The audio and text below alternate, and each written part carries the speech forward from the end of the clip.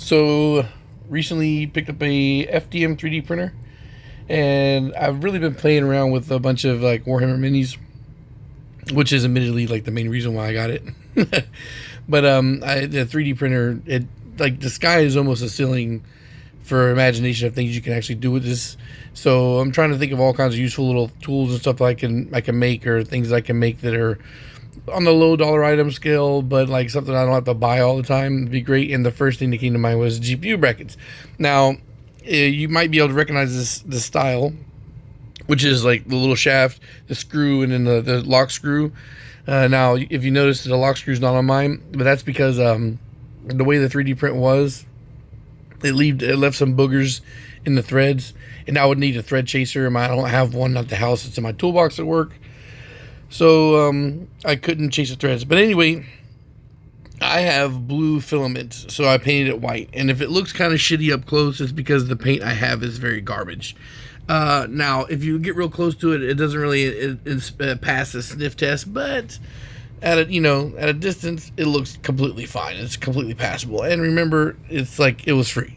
Right now, the GPA brackets usually are bigger than this and are usually magnetic. This is just plastic. It's not magnetic at all, of course.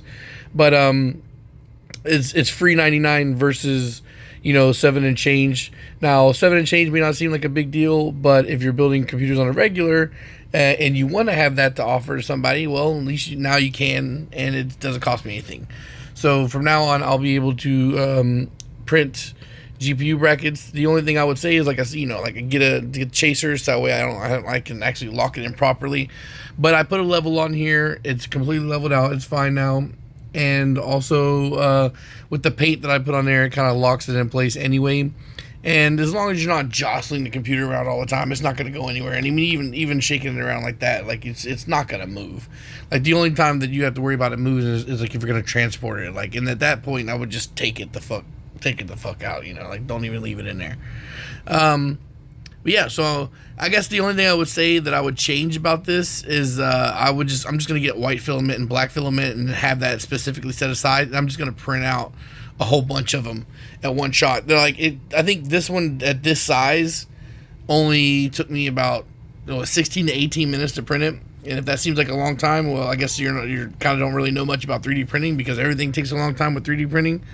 So that's actually a relatively fast print. And I only have 3 computers for sale right now that are like stashed on the side. So that's 3 GPU stands I would need. I think I would make like a batch of like 5.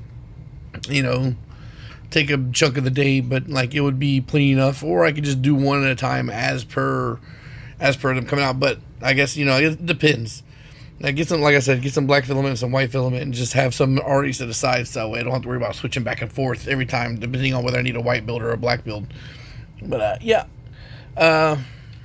only thing I would say about this computer that I would like to change is I would like to change that GPU out to another style I have that would look cleaner in this white build than that big black GPU. But the motherboard I'm not so much worried about, or the RAM, because the cooler is big enough where it kind of blocks that out. But anyway, I just wanted to talk real quick about the GPUs today. I thought it was a little neat thing. And I guess I'm going to be talking about the 3D printer I got here pretty soon.